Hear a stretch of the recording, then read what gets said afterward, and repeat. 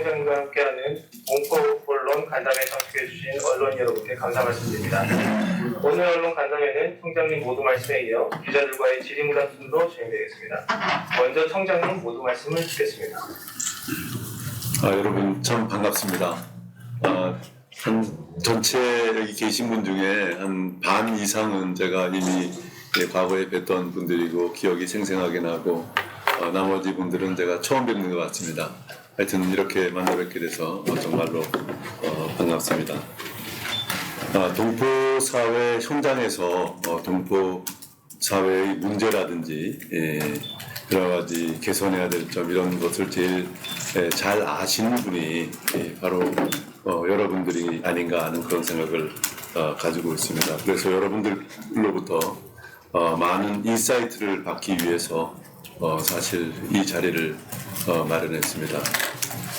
저는 지난 여기 6년 전까지 제가 한 2년 동안 LA 총영사를 했었는데 나름대로 몇 가지 성과를 거두었다고 평가를 받는 그 이유가 동포사회의 의견을 잘 청취하는 데 있었다고 생각이 되고 당시에는 제가 우리 직원들 전부와 함께 총영사관 회고라는 것을 만들었어요.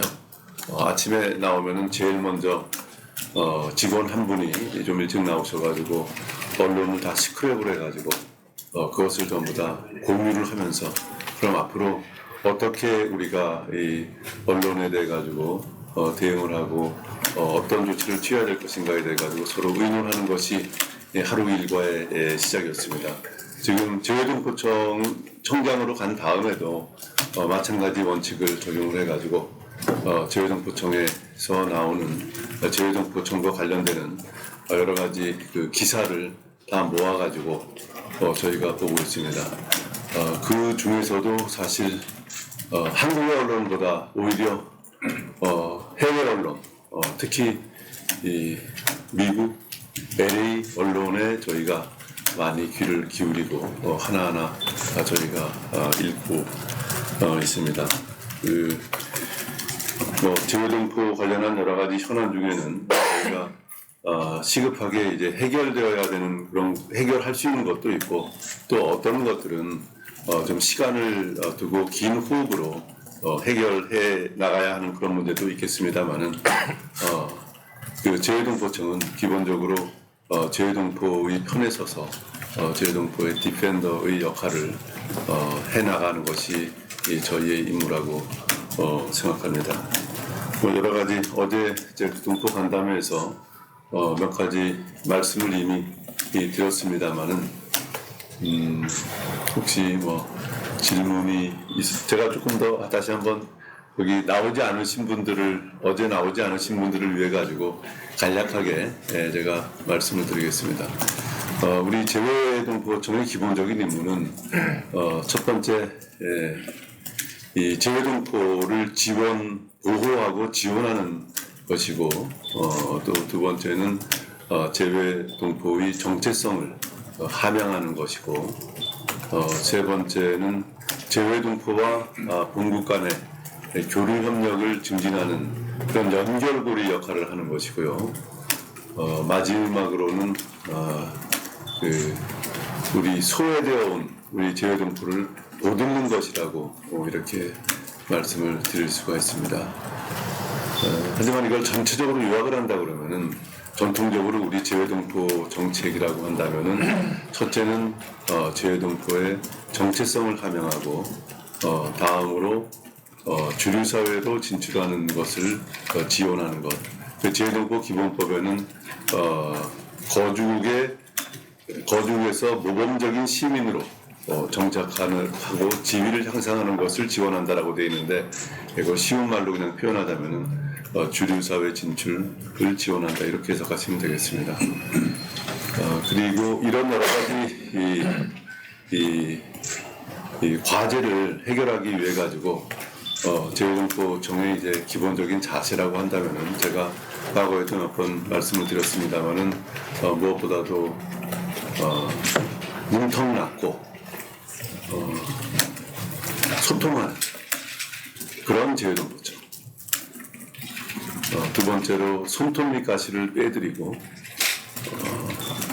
동포 여러분들께 실질적인 도움을 드리는 재외동포청.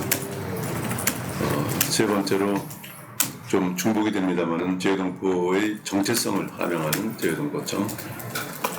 그리고 마지막으로 가장 중요한 것이 재외동포 여러분들께서 국가가 내 옆에 있구나라는 것을 느끼실 수 있도록 하는 재외동포. 이것이 기본적으로 재외동포청의 자세라고 이렇게 생각하시면 되겠습니다. 이제 모두 말씀 이 정도로 마치고요. 그 다음에 혹시 질문하실 내용이 있으시면은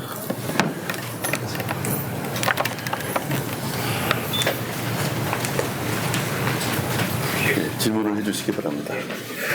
발언 기회를 얻으신 분은 먼저 소속 매체와 성함을 말씀해 주시고 질의를 해주시면 고맙겠습니다. 질의하실 분은 서류 보시고 라디오 코리아. 저 라디오 코리아 유광입니다. 네.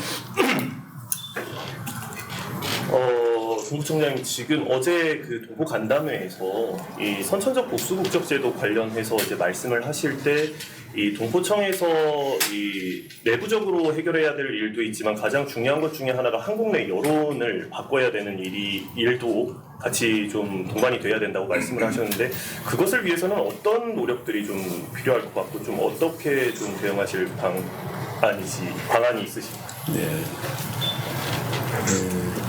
조금 더 정확한 표현을 하자면 제가 이제 국내적인 정서를 감안해가지고 국내적인 여론이 조금 더 개선되면은 우리가 선천적 복수국적 문제를 해결하는데 훨씬 더 유리한 여건이 달성될 수 있다라는 그런 생각이 들고요. 그래서 어떤 노력이라고 한다 그러면 어제 그 방안 기본적으로 여론 이야기를 지금 하시는 거죠. 그것에 대해 가지고는 저희가 기고라든지 전문가의 기고, 그러니까 내용은 뭐를 하냐면은 재외동포에 대해 가지고 일부 우리 국민들 사이에서 좀 네거티브한 그런 의견을 가지고 계신 분들도 계신데 그것이 사실이 아니다.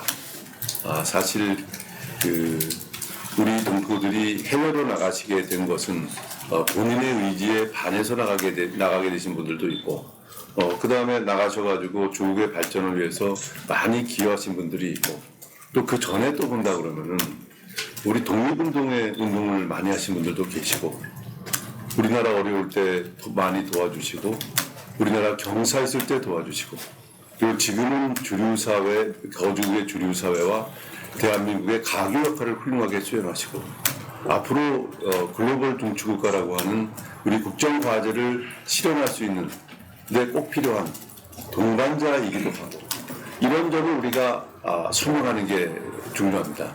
그건 이제 컨텐츠가 되겠고요. 그러면은 어떻게 그러면 그런 메시지를 전달하느냐 하는 것은 전문가 기고라든지 그 다음에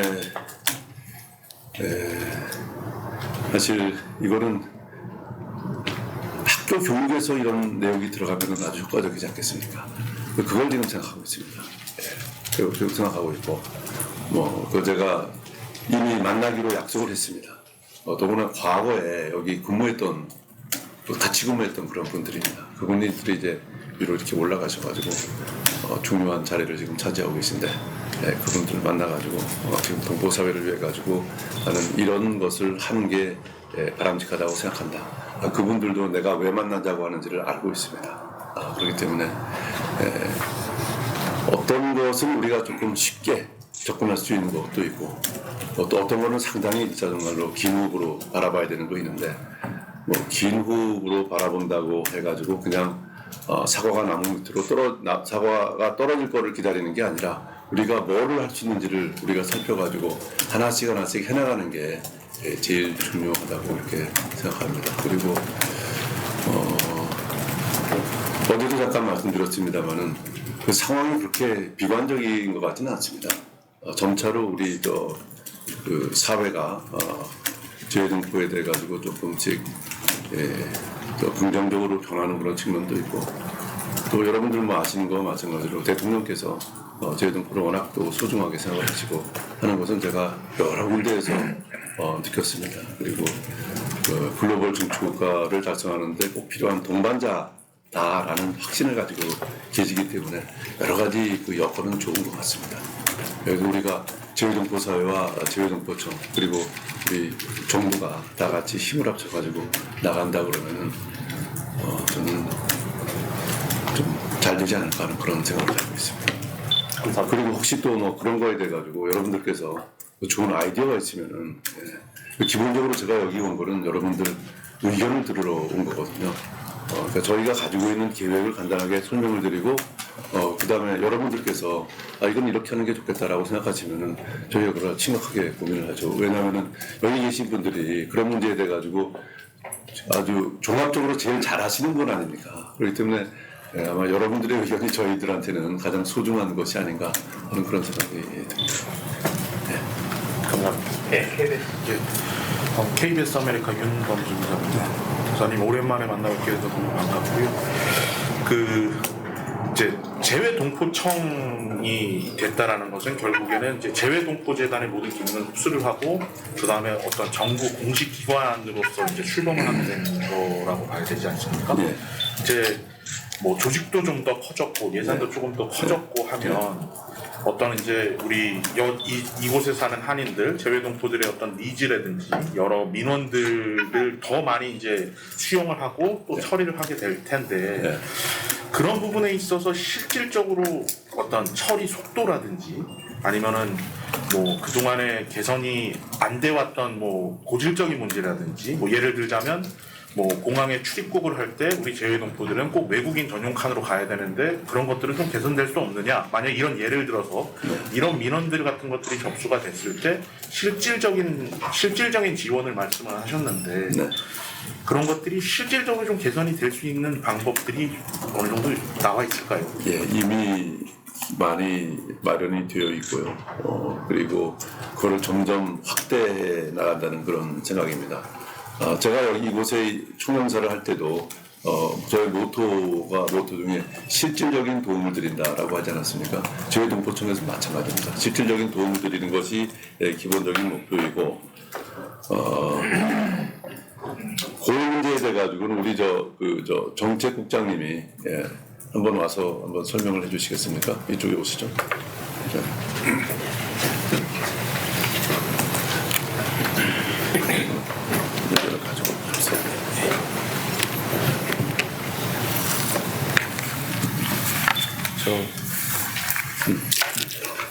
네, 정책국장 김민철입니다. 저희가 실질적인 도움을 드리는 데 있어서는 이제 가장 이렇게 체감하실 수 있는 거는 민원 서비스가 얼마나 좋아지느냐라는 것이 될 수 있을 텐데요. 저희가 조직 내 지원센터,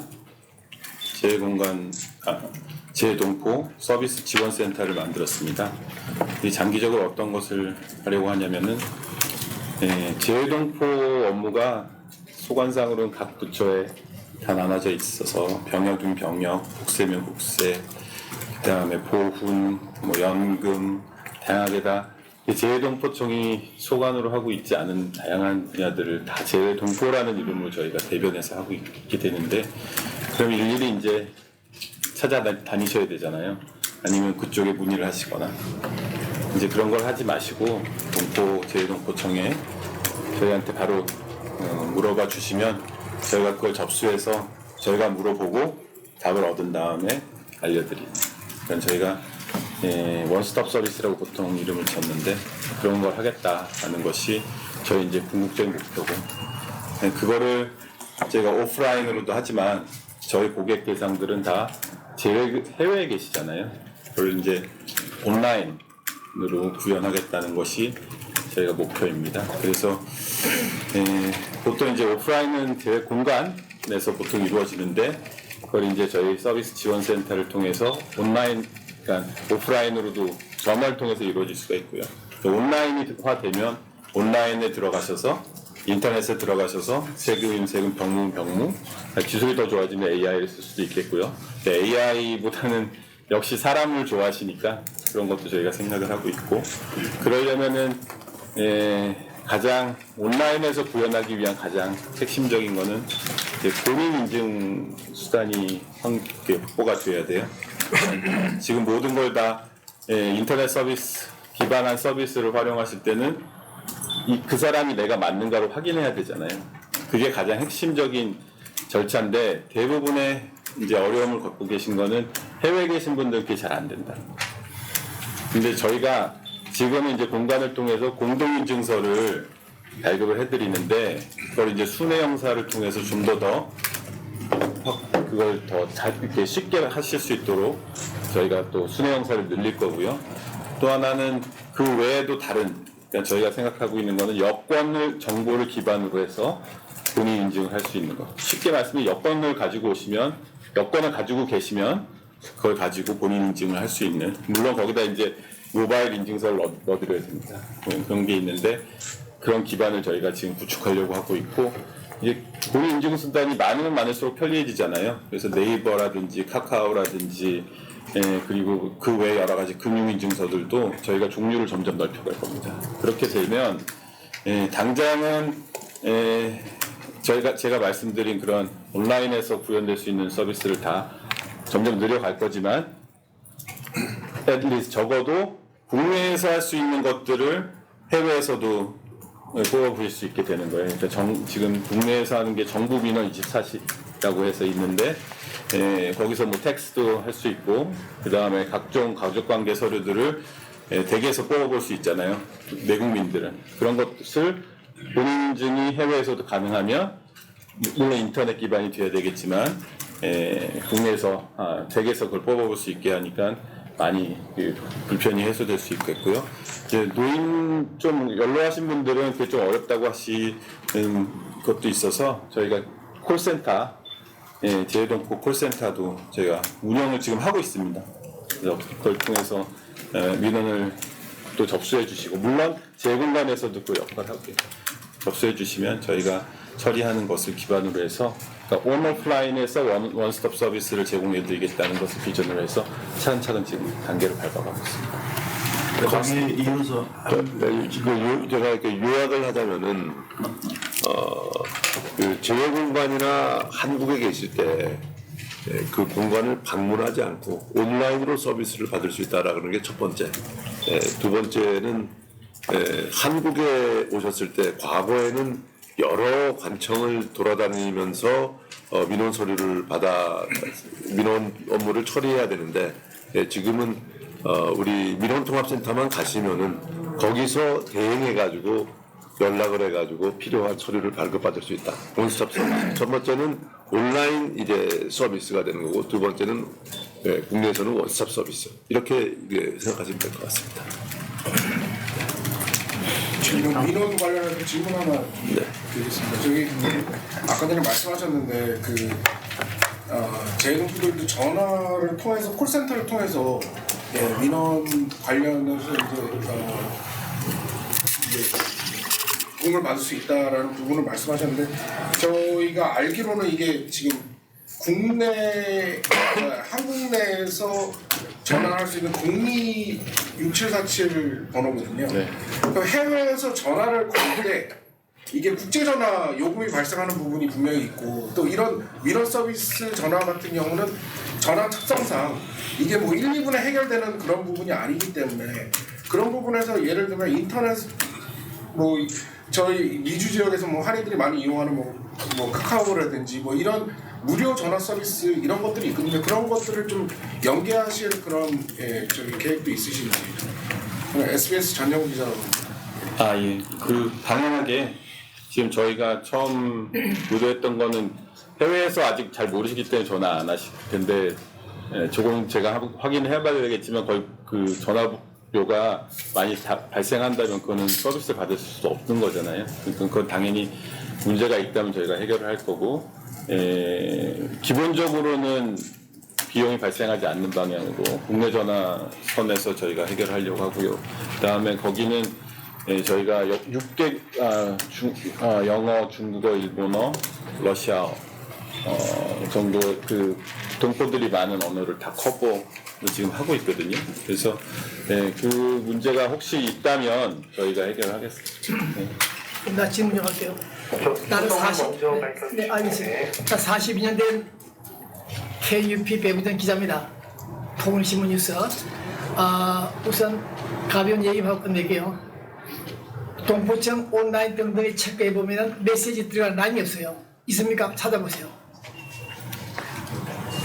응답만 하겠다 하지만 들어갈 수 있는 코너가 없어요. 자, 확인하세요. 있는가? 뉴스가 메시지 들어가는 날, 메시지란 외교부 다 있는데 여기는 없어요. 동포청이 없어요. 우리가 동포청에 메시지 보내려면 어디로 보내야 돼요? 즉각 메시지란에 너무 되는데 왜 거기 없나? 자, 그다음 대표 메일 없어요. 없다니까요. 자, 그 다음 빨리 얘기할게요. 이것은 동포청 가나리인지 모르겠습니다만은 배기자 개인 생각입니다.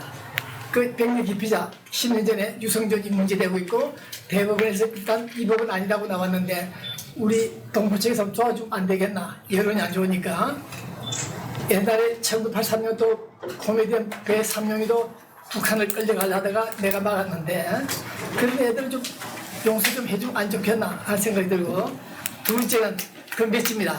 만약에 우리 LA에서 내년에 국회의원에 출마하는 사람 있으면 빈말이라도 여당에 찾아가서 야 우리 동포청 체면 좀 시켜달라. LA 100만 명 사는 우리 이민들이 있는 곳에 한 사람 국회에 나왔다. 정부 검출아 막 한마디 할 수 없는지 모르겠네요. 내 생각이 알아서 하세요. 하고 마지막으로 노후자 문제. 대한민국 법률이 정의한 그 노후자들 지원 관계가 국가별로 있더라고요. 자, 결론은 우리 LA에 노후자, 보이지 않는 노후자들이 한 50명, 100명 있을지 모르겠는데 제 얘기는 한 5, 6명입니다. 불쌍해서 못 보겠어요. 내가 여기서 몇 번 그런 얘기 강조하는데 완전히 코리아 선진하고 있어요. 뒷밭을 자빠지고 있는데 한인이 덩덕이서 한 5, 6명이니까 그래서 이게 마지막이다. 사부총사가 제가 얘기해서 한 2, 300명 좋은지 모르겠는데 그런 분들 도울 수 있는 방안이 없을까요? 한 몇만 불이면 1년 도와줄 수 있을 것 같아요. 미국에서 210불씩 도와줘요. 노숙자들 도와주는데 여기 LA 와서 노숙하는 처녀들 등등등등 보니까 한 5, 6명 되는데 불쌍해서 못 보겠어요. 아니 코리아 선진하고 있어야 돼요. 자, 끝났어요. 알았습니다. 남녀는 검증해보세요. 대표 메일이 없다고 하시는 그 말씀은 저희 확인해 보겠고요. 예. 나머지 내용 저희가 참고를 하겠습니다. 그럼 우스갯소리 한번 하고 끝내야 되겠는데요. 다음 질문 받겠습니다. LA 기대 가시는 좋은가요? 예, 우리 방송 법이 김재현입니다. 하나 가시고 재외동포청 아까 그 임무하고 역할 얘기하시면서 정체성 함양과 주류사회 진출을 지원하는 것이라고 두 가지 말씀하셨는데 어떻게 이 두 가지가 한 방향으로 가는 것 같지 않다는 느낌을 받을 때가 많거든요. 그걸 어떻게 보시는지? 사실은 맞습니다. 그 정체성하고 주류사회 진출이라고 하면은 그걸 독립적으로 놓고 본다 그러면은 그냥 방향이 서로 다른 거 아니냐라고 하는 그런 건데 재외동포청이 생기고 재외동포 기본법이 생긴 큰 배경 중에 하나가 과거에는 우리 정부의 입장이 재외동포를 일방적으로 보호하고 시해하는 그런 측면이 있었어요. 그런데 패러다임이 바뀌어가지고 정부는 재외동포를 지원하고 재외동포는 그 도움을 받아서 주류사회에 잘 진출을 하고 또 가지게 된 영향력을 통해 가지고 다시 노국을 도와주고 하는 그런 말하자면은 순환적인 그런 구조로 이제 이게 바뀌는 거예요. 그러니까 그것이 가능하기 위해 가지고는 그 정체성과 주류 사회로 진출하는 것이 동시에 만족이 지금 우리의 기본적인 목적이 달성되는 거 아니겠습니까? 그러니까 주류 사회 진출을 하면서도 뿌리를 잊지 않는다라는 그런 전제가 좀 들어가면 좋겠고, 그리고 또 정체성을 가지고 계신 분은 또 주류 사회로 잘 나갈 수 있도록 이렇게 도와주는 게 기본적인 이 취지이니까 지금 지적하신 바와 마찬가지로 그 두 개가 서로 어떻게 보면 모순되는 측면이 있는 걸로 보일 수가 있어요. 근데 그 두 가지를 동시에 만족시키도록 하는 것이 그게 우리 재외동포 정책이라고 이렇게 말씀드릴 수가 있습니다. 네, 잠시만요. 저 시사 전화를 그 저희가 듣기로 동포청이 조직 개시가 좀 늦어지고 어제 청장님 말씀하신 대로 예산이 금년 예산에 이어서 내년 예산은 거의 뭐 2배 가까이 예산을 좀 늘릴 그런 계획도 갖고 계신다. 2배라고 그러신다? 50%라고 그러신다? 아니 2배라고 이야기한 거는 저기 다른 분이었고요.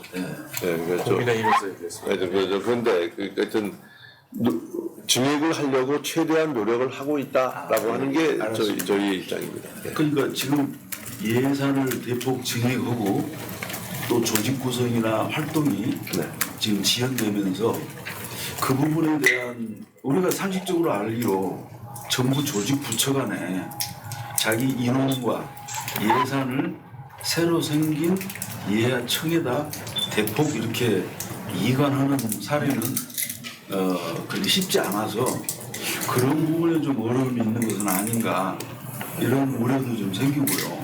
그 점에 대해 가지고는 말씀해 보십시오.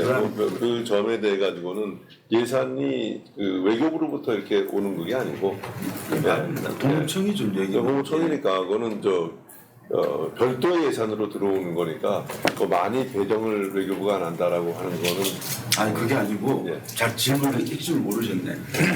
예산이 그렇게 많이 증폭될 거를 지금 준비하고 계신다 그러면 업무도 그만큼 많은 방향으로 확대가 된다는 거 아니겠습니까? 아무 일은 똑같이 하는데 정부에서 예산을 그렇게 대폭 증액은 안 해주실 거고 청장님이 계획을 세울 적에 우리가 이런 업무를 앞으로 더 계속 해나가야 되는데 여기에 따른 인원과 예산이 많이 증액이 필요하다라는 그런 의미 아닙니까? 그러면 그만큼 어떤 업무가 더 확대되고 타 부처에서 어떤 업무들을 이관해 받으실 건지 그런 거 좀 한번 설명을. 전반 안 그래도 지금 저희가 예산을 이제 협의하는 그런 시즌이긴 합니다만은 저희가 제일 중점적으로 추진하려고 하는 부분이 아까도 그 정체성 함양 아니겠습니까? 정체성 함양이라고 한다 그러면은 가장 기본적인 수단이 한글학교 지원입니다.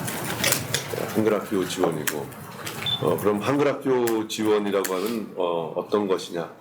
지금 한글학교 선생님들이 굉장히 지금 열악한 환경에서 일을 하고 계세요. 그래서 이분들의 이제 봉사료를 어느 정도는 현실화하는 것이 필요하다라는 생각이 들고요. 또 그 이외에도 어떤 다른 인센티브가 있다면은 그 인센티브를 이제 좀 협의를 해가지고 그거를 좀 시행할 수 있도록 제가 지금 당장 지금 여기 자리에서 뭔지에 대해 가지고는 밝힐 수가 없는 그런 내용이고요.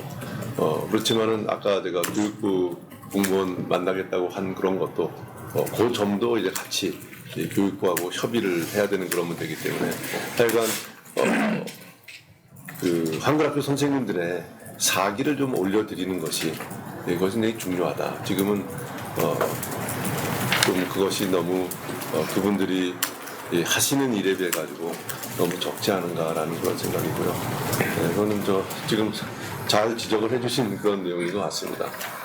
그리고 좀 여러 가지 방면으로 해가지고 그 정체성을 함양하는 그런 사업을 우리가 추진하기 위해서 한글학교 선생님들 지원 또 운영하는데도 지원을 좀 더 해야 되지 않을까 하는 그런 생각이 듭니다. 그리고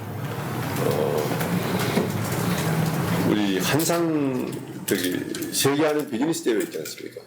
과거에는 이제 우리가 한상 대회라고 그러는데 그것도 사실은 굉장히 어떻게 보면 중요한 그런 단위 사업이고 해서 그 사업이 실질적으로 우리 중소기업과 또 동포기업 그리고 나아가서 미국 기업이나 전 세계 이런 기업들이 많이 참여해서 실질적으로 우리 그 참여자들이 혜택을 받을 수 있는 쪽으로 저희가 열심히 지금 노력을 하고 있고요. 그 부분도 어떻게 보면은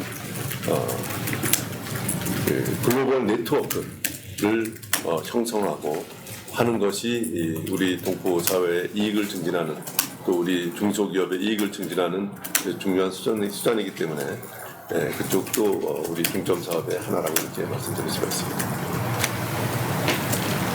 네, 다음 질문. 중앙일보의 김용표 기자입니다.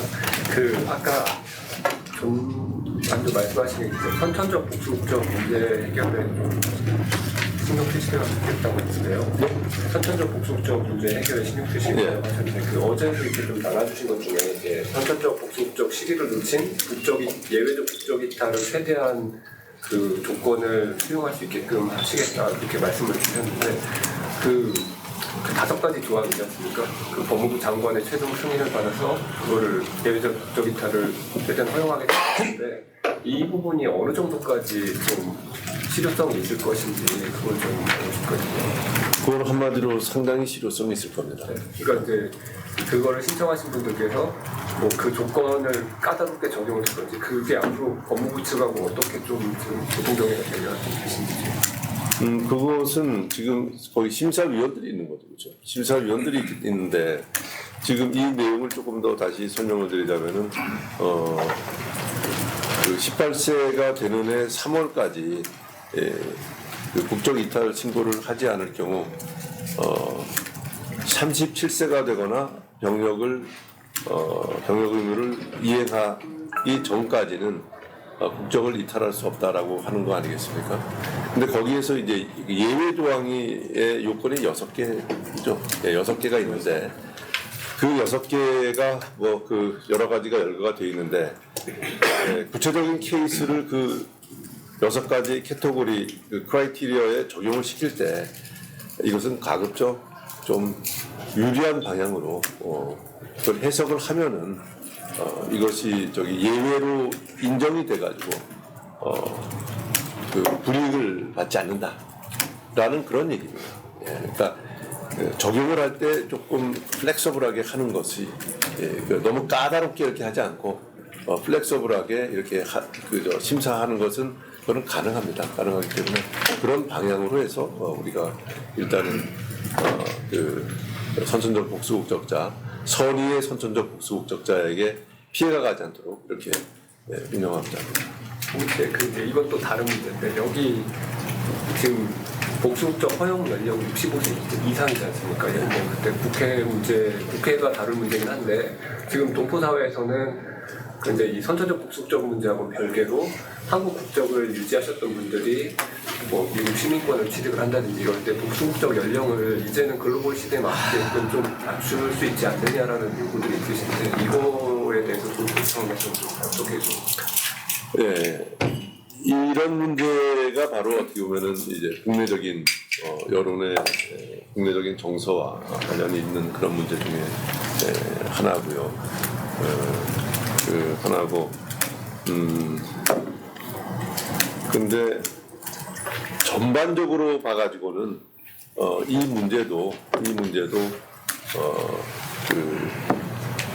저희가 그 재외 동포들에 대한 그 인식이 개선됨에 따라서 이 문제도 같이 좋아지지 않을까, 해결하는 여건이 좋아지지 않을까 이렇게 생각을 합니다. 끝으로 하나만 더 있어요. 그 재외동포 정체성 함양 차원에서 이제 지금 캘리포니아주는 인종화 커리큘럼이라고 해가지고 한인 역사 플러스 이제 뭐 한국 문화겠죠. 한국의 발전상은 아니지만 한국 K컬처나 뭐 이런 거에 대해서 좀 고등학교 정규 과목을 이제 교육을 시키고 있는데 이거는 이제 한인 사회에서도 굉장히 노력을 했었어요. 그런 측면에서 어저께 그 말씀 잠깐 해주셨는데 이런 여기 주류 미국 교과 과정에서 이런 한국적인 인종화 커리큘럼 이런 걸 확대를 할 때 재외동포청에서 좀 그런 부분에서 좀 신경을 좀 써줄 수 있을까요? 사실 그것이 어떻게 보면은 아까 그 큰 우리의 목표, 재외동포 정책의 큰 목표인 주류 사회 진출과 또 정체성 함양에 아주 결정적으로 영향을 미칠 수 있는 그런 내용이니까 그것도 역시 저희가 신경을 많이 써가지고 지금 현재는 한국의 발전상 내용은 없고 다른 좋은 내용들이 이렇게 많이 있는데 그 한국의 발전상이라든지 그다음에 그 이외에도 한국에 대해서 긍정적인 그런 이미지를 줄 수 있는 여러 가지 내용을 한국의 발전상만 한정되는 게 아니라 모든 좋은 내용을 거기다가 집어넣을 수 있도록 노력을 하는 게 굉장히 필요하다고 생각합니다. 그리고 그런데 이런 문제는 사실은 정부가 나서는 것보다는 동포사회가 나서는 것이 앞에 전면적으로 나서는 것이 그게 더 효과적이고 다만 동포청이 또 우리 정부가 외교부가 거기에 대해서 이제 가지고 있는 노하우도 가지고 있습니다. 그러니까 이거는 이렇게 하는 게 좋겠다, 저렇게 하는 거 좋겠다. 인포메이션을 드리고, 애뮤니션을 드리고, 그 다음에 직접적으로 나서는 것은 그러니까 영향력을 가진 그 교과서의 내용 결정에 결정에 영향력을 가진 분들에게 접촉하는 주체는 동포사회가 되는 것이 훨씬 더 바람직하지 않을까라는 생각이 듭니다. 그러니까 제가 과거에 이제 네덜란드에서 네덜란드 교과서에 이제 한국의 발전상을 6페이지 정도 이렇게 넣은 적이 있는데요. 그때도 동포사회 도움이 컸습니다. 그러니까 동포사회의 도움이 없었으면은 과연 이거를 할 수 있었을까라는 생각이 들거든요. 근데 아마 네덜란드보다 여기 미국은 동포사회 역할이 더 커져야 되지 않을까 하는 그런 생각을 가지고 있습니다. 그러니까 같이 힘을 합쳐가지고 나가면은 틀림없이 저는 좋은 성과를 거둘 수 있다고 그렇게 확신을 합니다. 네, 다음 질문 받겠습니다. 일단 YTV. 네, YTV 김범상입니다. 먼저 취임 축하드리고요. 네. 그게 아니고 지금 향후에 그 동포청이 한국에만 있잖아요. 네. 그래서 혹시 사무소나 이런 거를 좀 현지에도 둘 생각은 있으신지 또는 이제 그 동포하고 커뮤니케이션도 그렇고 아까 뭐 이제 온라인으로 하신다고는 하셨지만 두 번째로 이렇게 저희 언론이나 뭐 이런 이제 언론사들이 뭐 동포청하고 커뮤니케이션 하려면은 어떻게 해야 될까라는 이제 좀 생각도 들고요. 주신 명함으로 전화를 드려야 되는 건지 또 이제 두 번째로는 이제 여기 동포들 이제 건강보험 한국 건강보험 문제도 좀 까다로워졌잖아요. 그런 부분도 좀 염두에 두고 계신 게 있으신지 좀 궁금합니다. 네, 첫 번째에 대해 가지고 말씀드리면은 동포청과 커뮤니케이션을 어떻게 하느냐. 총영사관을 통해서 일단 하시면 됩니다. 그러니까 총영사관은 이제 외교부에 보고를 하고 그다음에 재외동포청에 관련 업무에 대해서는 재외동포청에 보고를 합니다. 그렇기 때문에 총영사관에 보고를 하시면은 재외동포청 소관 업무에 대해 가지고는 재외동포청으로 그렇게 보고가 들어옵니다. 그러니까 그렇게 해주시면 되겠고요. 동포 건강보험이 제도가 까다로워졌다라고 하시는 거는 네, 지금 한국에 그 이제 동포들 뭐 특히 이제 좀 중국 쪽이나 이쪽으로 해서 마이너스가 나가지고 그 이제 좀 미주 쪽의 한인들 쪽은 이제 뭐 흑자가 났음에도 불구하고 이제 뭐 그 전에 있는 이제 건강보험들을 그 이제 계속 유지하는 사람들은 이제 괜찮지만 뭐 여기에 다시 유학을 와서 공부했다가 다시 가는 사람이나 그렇게 해서 좀 까다로워졌다고 하더라고요. 네, 그런 부분이 있어가지고 조금 덧붙여서 설명드리면 아마 여기 한국에 뭐 이제 한국의 재산이나 뭐 가족이 있고 근데 이제 미국에 체류하고 있는 영주권자들이 한국에서 보험 혜택을 받으려면 뭐 6개월 이상 체류해야 된다. 그러면 혜택을 받지 못한다. 이런 규정들이 지금 생겨서 여기 있는 이제 뭐 연장자분들이 한국에 갔을 때 의료보험 혜택을 받지 못하는 경우들이 지금 발생하고 있다고 하거든요. 그런 부분에 대해서 얘기하시면 저도 궁금한데. 네, 뭐 저희가 모두에서도 잠깐 말씀드렸는데 재외동포 그 소관 업무라는 게 각 부처로 틀어져 있습니다. 그래서 저희가 지금 할 수 있는 것들이 좀 제한적이긴 한데요. 총장님께서 모두에 말씀하셨다시피 저희가 입장은 재외동포, 모든 그런 재외동포와 관련된 사안에 있어서는 저희가 적극적으로 입장을 개진하고 있습니다.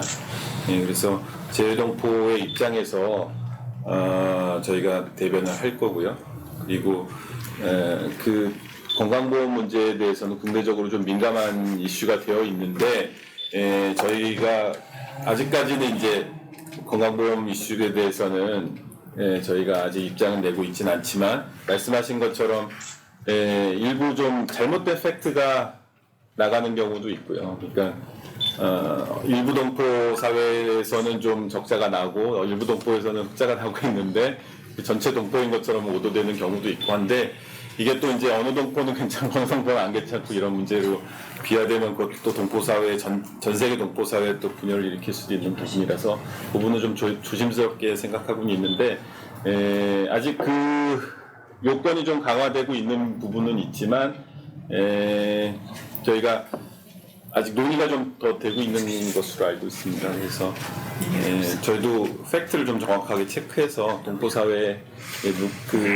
피해가 가지 않는 방향으로 대변할 것이라고 점은 저희가 말씀드릴 수 있을 것 같습니다. 생각은 하고 계시다. 그렇죠. 저희 요새 많은 이슈에 대해서 저희 동포청에 문의를 해주시고 저희가 이게 어떤 다른 정부 부처는 아마 여성가족복지부를 제외하고는 이렇게 정책 대상에 대한 이름 타이틀을 걸 부처는 재외동포청이 하나입니다. 근데 저희가 그러면 거의 모든 이슈를 다 커버해야 되는데 어쨌든 말씀드릴 수 있는 거는 재외동포의 입장으로서 다소 국내 여론과 맞지 않는 점이 있더라도 총장님의 그게 신조신데요. 제가 좀 곤란을 겪기도 합니다. 그래서 일단 의견은 수렴하신 거로. 네, 그래서 그런 입장으로 저희가 입장을 내가도록 하겠습니다. 네, 그럼 다음 질문은 한국일보 질문 주시죠. 네.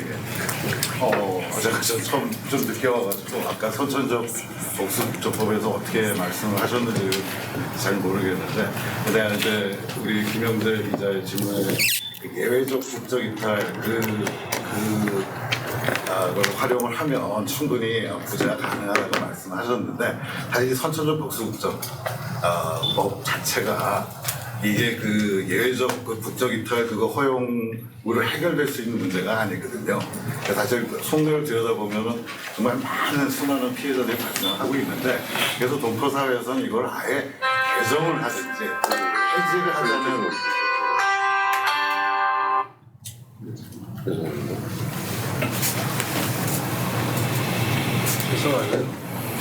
네.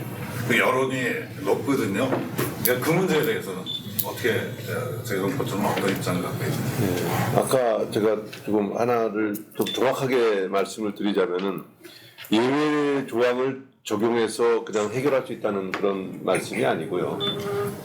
그 6개의 이제 조건을 다 만족시키면은 예외적으로 인정할 수가 있는데 그 6개 이 조건을 적용함에 있어 좀 그 재외동포들에게 유리하게 함으로써 그 여지를 더 넓힌다는 그런 얘기지 예외적인 조항을 적용해 가지고 선천적 복수국적 거기서 국적 이탈을 자유롭게 한다는 그런 의미는 아닙니다. 그러니까 그 예외적인 규정을 적용해서 예외로 인정함에 있어 가지고 조금 탄력적으로 우리가 그 제도를 운영하겠다는 그런 얘기입니다. 그렇지 그게 예외를 적용해 가지고 항상 그 예외가 가능하다라고 하시는 거는 그건 아니고요. 그 다음에 그 좀 오시기 전에 잠깐 제가 설명을 드린 그런 내용인데 그 이것은 근본적으로는 정면 승부를 다시 해야 되는 그런 내용이죠. 그렇죠? 해가지고 해야 되는 그런 내용인데 그렇기 때문에 근데 그거를 이제 해결하기 위해 가지고 전반적으로 우리 국내 인식도 조금 개선시킬 필요가 있다. 국내 인식을 개선시키기 위해 가지고는 재외동포에 대한 긍정적인 그런 여러 가지 측면을 국내에 많이 전파를 해야 되겠다. 그러면 그 방법은 뭘로 하느냐? 뭐 기부문, 언론 기부문이라든지 근데 그다음에 우리가 이런 것을 교과서에도 좀 넣어야 되지 않을까 그런 생각도 가지고 있습니다. 자 그러면은 이제 그 방법도 참 바람직한 방법인데 이제 실제적으로 정면 승부를 하는데 정말 정면 승부에 들어갈 수 있는 방법이 좀 있어야 되지 않겠나 싶어가지고. 정면 승부를 할 때는 이겨야 되지 않습니까? 이겨야죠. 이기는 여건을 만든 다음에 저희가 그걸 해야 되는 거지. 지금 그것이 할 수 있는 거는 지금 하고 그 다음에 지금 당장 달성하기가 좀 어렵다고 하는 경우에는 저희가 꾸준히 그 유리한 여건이 조성될 수 있도록 노력을 하고 해가지고 그 분위기가 좀 성숙하게 된다 그러면은 그때 가서 이제 저희가 같이 재외동포 사회하고 재외동포청 우리 정부하고 힘을 합쳐가지고 그 바람직한 방향으로 법을 이제 개정하는 쪽까지도 생각할 수 있지 않을까 그런 생각입니다. 그래서 그 측면과 관련해서 물론 재외동포청에서 그 정책국장님께서는 많은 재외동포 현안을 공동을 하시겠지만은 여기 이제 우리 남가주에서 언론사들이 참 많지 않습니까?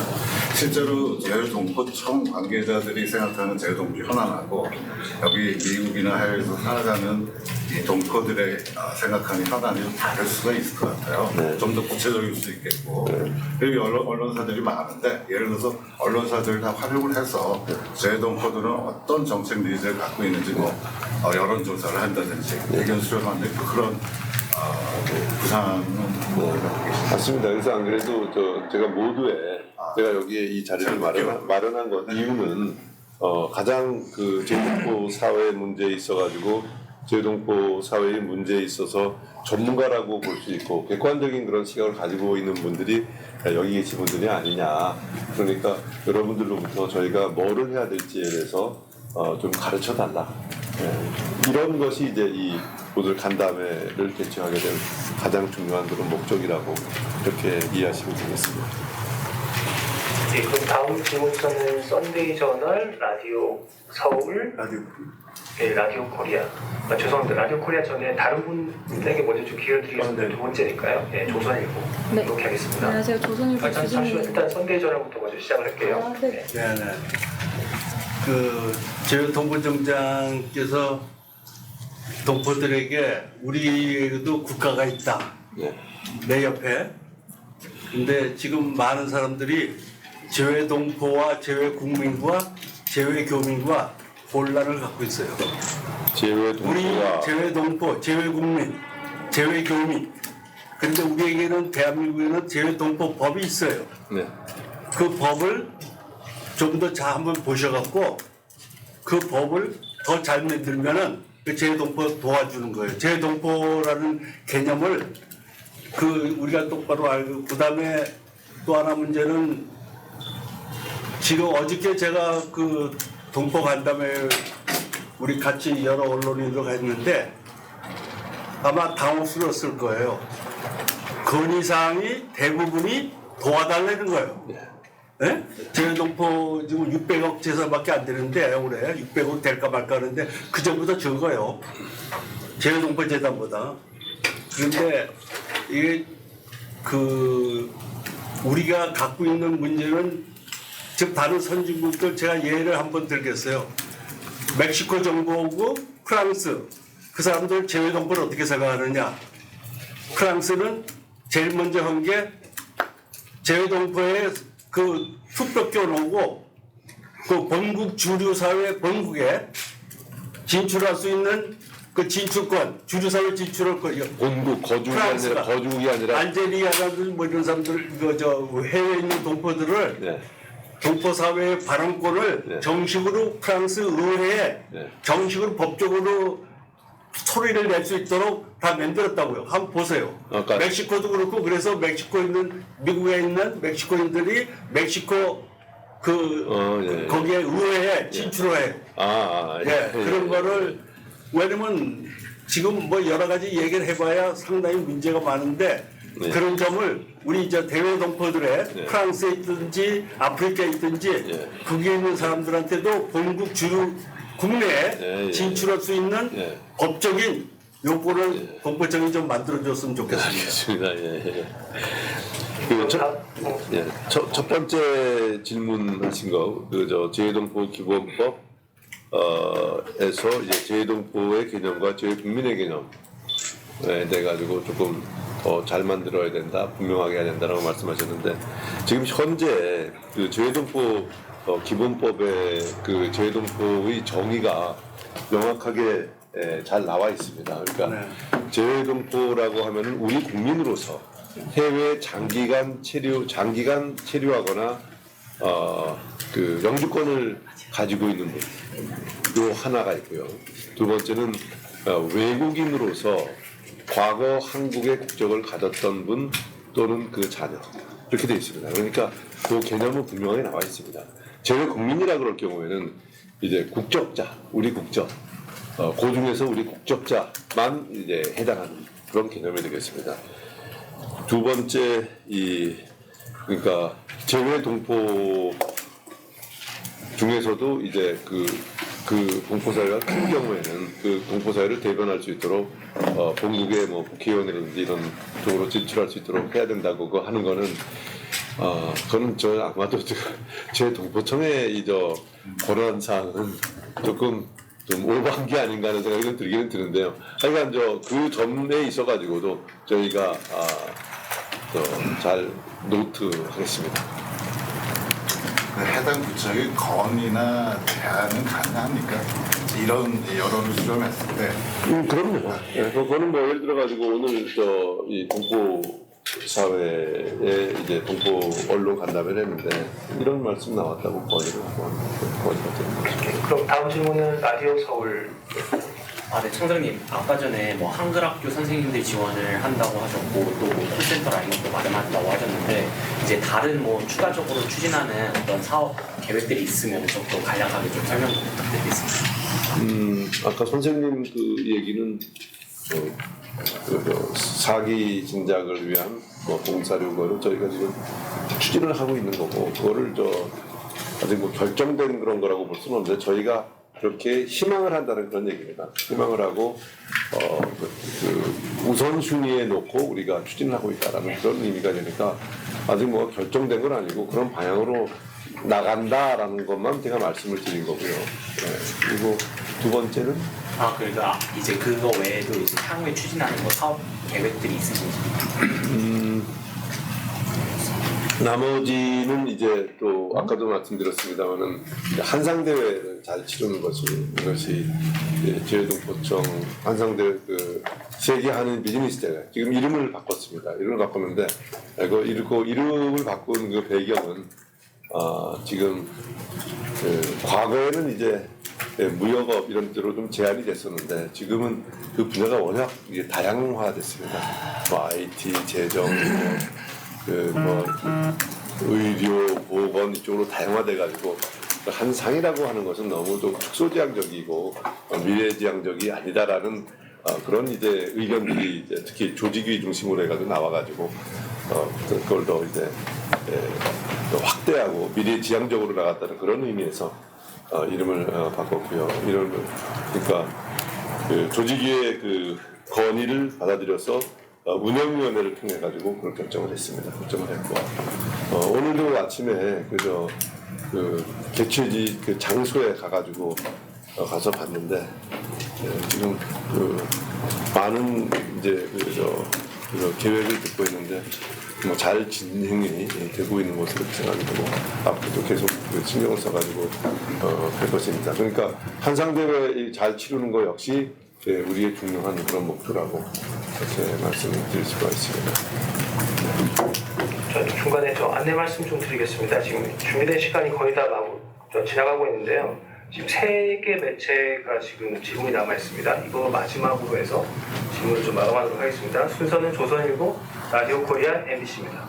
나도 보충 질문 하나 나도 해야 되는데 아까 답변을 제대로 못 받아가지고 지금 할까요? 아까 조직 그거에 대해서 청장님한테 내가 말씀을 드렸는데 그 부분에서 설명이 좀 빠졌는데요. 지금 동포청 위에 서울에 센터라고 있지 않습니까? 그러면 우리 미주 한인들이 서울에 가게 되면 업무를 보기 위해서 어디를 방문해야 되는 것인지, 또 하나는 잠깐만요.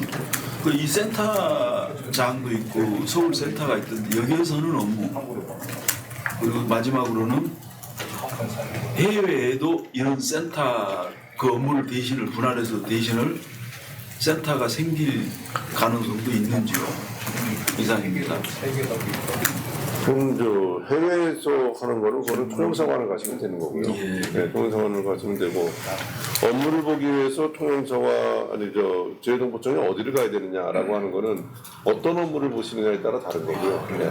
그럼 서울센터에 대해서 소개를 좀 해주셔야 되지 않을까 싶어요.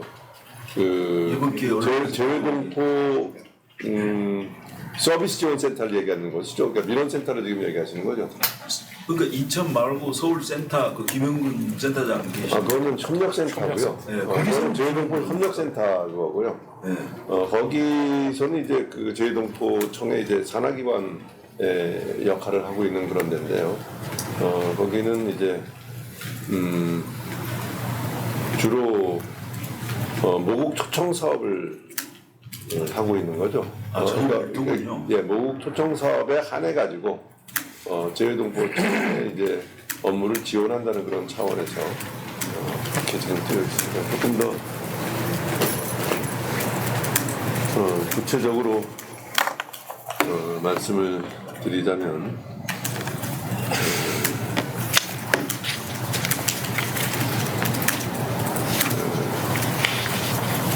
정체성 함양 그리고 유대감 강화를 위해서 강화 정책을 효율적으로 체계적으로 지원하기 위해서 협력센터를 설립한다라고 하는 거니까 모국 초청 사업 이런 것을 중점적으로 한다고 생각하면 될 것 같습니다. 네, 그러면 다음 질문 조선일보. 네, 안녕하세요. 조선일보 주진희 기자입니다. 올해 하반기 가장 중점적으로 준비하고 있는 사업이 아무래도 10월에 열리는 그런 세계 한상 대회가 아닐까 싶은데 그걸 통해서 올해 기대하고 있는 제회동포청만의 목표가 있다면 간략하게만 설명 부탁드립니다.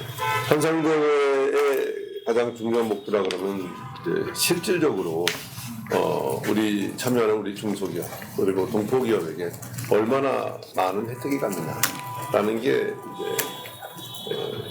가장 그 실질적인 혜택을 많이 주는 것이 목표라고 말씀을 드릴 수가 있는 거죠. 그리고 이제 뭐 부차적으로 이 미국 사회에서 한국이 이렇게 발전하는 그런 모습, 한국하고 또 많이 계약이 성사되도록 하는 것, 이런 것이 가장 중요한 거고 또 이것이 그 21차인데요. 여태까지 이 대회는 모두 서울에서 개최됐습니다.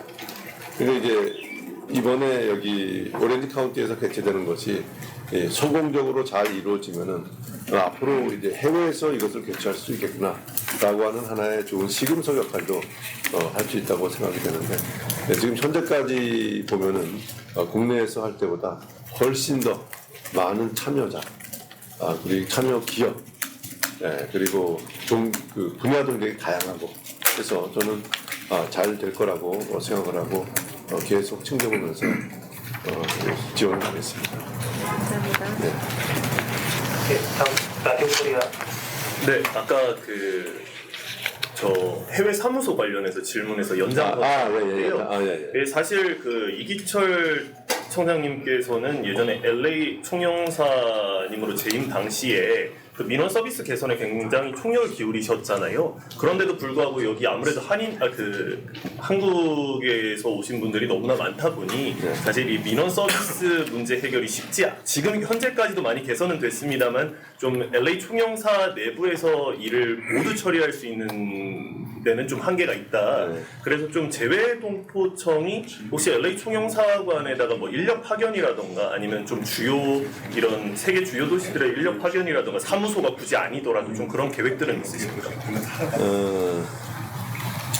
근데 이런 말하자면은 민원 서비스를 빨리 하도록 하기 위해 가지고 사실 여러 가지 온라인 서비스 제도를 도입하죠. 사실 돈이 많은 그런 많이 소요되는 그런 그 시스템 아니겠습니까? 근데 이제 그것도 이제 아무래도 통영사관의 업무 부담을 좀 덜어주기 위해 가지고 하는 그런 거고 하는 건데 요 민원 서비스라고 하면은 과거에 이 동포재단에서 하는 그런 업무가 아니라 실질적으로 현장에서 지금 민원실에서 일어나는 업무를 더 효율적으로 수행하기 위해서 인원을 충원해 달라는 그 말씀이시죠, 그러니까. 그러니까 이제 아무래도 좀 재외동포청도 이제 좀 업무가 있을 것인데 앞으로 계속 업무가 확대될 것이고 예산도 늘어나고 하면은 아무래도 추가적으로 뭐 인력 파견이라던가 이런 부분을 나중에 이제 그 과거에 동포재단에서 나갔던 분들이 계시니까 그런 차원에서 저희가 이제 인력은 지금 당장은 안 되겠지만은 점차적으로 추가적으로 보내려고 지금 생각을 하고 있습니다. 근데 물론 관계부처하고 협의를 거쳐야 되겠죠. 감사합니다. 자, 마지막 질문은 MBC 부탁드립니다. MBC 아메리카 여준호 기자. 예외적 국적 이탈 허가 관련해서 질문하는 거예요.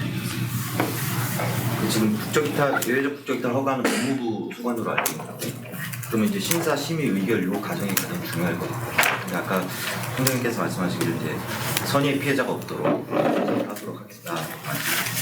요 심사 심의 의결 과정에서 재외동포청은 좀 어떤 역할을 하는 거고, 앞으로 또 플렉시블하게 해석을 하는 점에 있어서 이 법무부와 이게 공감대가 형성된 부분이 있는지. 그 실질적으로 그 업무를 지금 참여를 하고 하시는 우리 국장님 얘기를 한번 들어보겠습니다. 좋은 지적 해주셨는데요. 이게 저희가 항상 모두에도 말씀드렸다시피 재외동포청은 이제 재외동포와 관련된 업무를 다 하지만 저희가 실질적인 사안에 있어서는 주무부처는 아닙니다. 근데 저희는 어떤 식으로 참여를 하고 있냐면 국적이탈심사위원회에 제가 참석을 하고 있고요. 물론 이제 제가 타이틀이 좀 바뀌었기 때문에 이제 외교부하고 그리고 저희 재외동포청이죠. 재외동포청에서 심사위원으로 들어가 물론 법무부에 들어가고 민간위원들이 구성돼서 들어갑니다.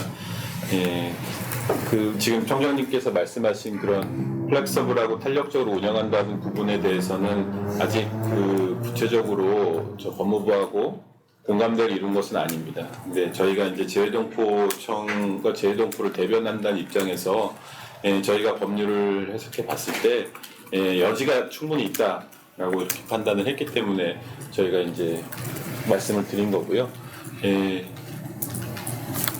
지금 이제 동포 여러분들이 국적 이탈이라든지 그다음에 이제 국적을 보유한다든지 선택한다든지 국적 관련 사항에 대해서 민원이 많으시기 때문에 저희가 여기 오기 전에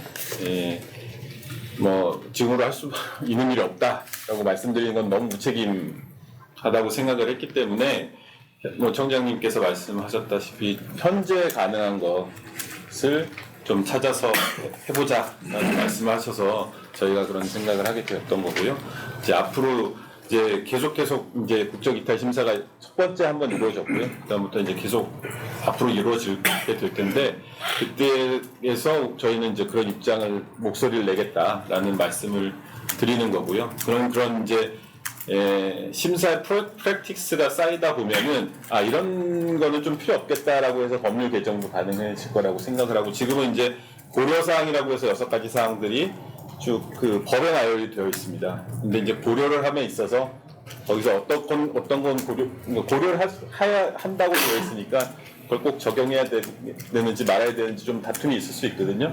가능한 한 재외동포청에서는 저희가 심사에 참여할 때는 재외동포의 입장에서 이걸 악의적으로 이제 그 조항을 활용한다거나 병역을 회피할 그러니까 불가피한 경우가 있잖아요. 그러니까 난 병역만을 회피하게 하겠다라는 이런 것이 아니면, 그러니까 이 법의 원래의 취지는 그러니까 국적을 자유롭게 원정 출산을 막고자 하는 그러한 의도도 있었고 하여튼간에 나는 병역의 의무는 회피한 채 국내적으로 취할 수 있는 이득만을 취하겠다라고 하는 그런 상황을 막고자 하는 게 이 법의 취지니까 그 법의 취지에 맞는다면 그 법의 취지에 맞게 이 제도를 활용하는 것이 맞다라는 생각이기 때문에 저는 거기에 대해서 그 부분에 저희 좀 질문 좀 하나 드리겠습니다. 심의위원회가 열렸다고 하셨잖아요. 거기 참여도 하셨다고 했는데 제가 알기로는 LA 총영사관 쪽에서 이제 한국으로 그 국적이탈 예외적 국적이탈 신고를 위해서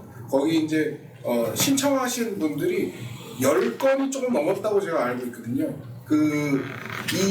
이렇게 이제 해당 관할 지역에서 제도가 많은 LA 총영사관에서조차 정말 그렇게 적은 수가 했다는 것은 그 예외적 국적이탈에 대한 그런 개정안에 따른 그런 예외적 국적이탈에 대한 게 많이들 모르고 있는 부분도 있을 거라고 생각되는 부분도 있고요. 그리고 또 한 가지 여쭤보고 싶은 거는 심의위원회에서 한 어느 정도가 그 받아들여졌는지 요청이 그걸 좀 알고 싶습니다. 제가 구체적인 숫자는 말씀드리기가 좀 곤란하고요. 그 여러 가지 사유로 그 허용이 되거나 탈락이 된 경우가 있는데 법에 정해놓은 요건이 맞지 않아서 탈락된 경우가 많고요. 물론 심사를 하다 보면 좀 애매한 부분도 있습니다. 그래서 저희가 이거를 이게 전국 부처만 참여하는 것이 아니라 민간위원들도 참여해서 그러면은 대체로의 국민적 정서를 반영할 수 있도록 그게 만들어져 있어요. 그 위원회가. 어느 정도가 요청이 받아들여졌는지 그 숫자는 제가 구체적으로 여기서 말씀드리긴 좀 곤란합니다. 그 중요한데요. 몇 도시에 예외적 국적 이탈이 시행되면서 그 수요가 몇 건이나 됐으면 거기서 이제 1회 심사를 했으니까요. 점점 이제 해 가면서 케이스가 쌓여나갈 것으로 생각이 됩니다. 그 문제는 저기 모두의 여러분들께서 말씀드린 거와 마찬가지로 재외동포청이 최대한 재외동포 편에 서가지고 하겠다라는 말씀을 드리지 않았습니까? 그것은 이제 그 재외동포청이 에게 조금 맡겨주시고 조금 더 우리가 프랙티스가 좀 쌓인 다음에 그 다음에 말씀드리는 게 어떨까 하는 그런 생각을 가지고 있습니다. 긴 시간 동안 간담회에 참여해주신 기자분들께 감사드립니다. 그럼 이상으로 동포언론 간담회를 마치겠습니다. 감사합니다. 지금까지 저희 KUMC TV뉴스를 시청해주신 시청자 여러분 감사합니다. 구독과 좋아요 그리고 알림까지 설정해주시면 저희들이 뉴스 제작에 큰 힘이 되어 주십니다. 다음 방송 시간까지 건강하시고 안녕히 계시기 바랍니다. 감사합니다.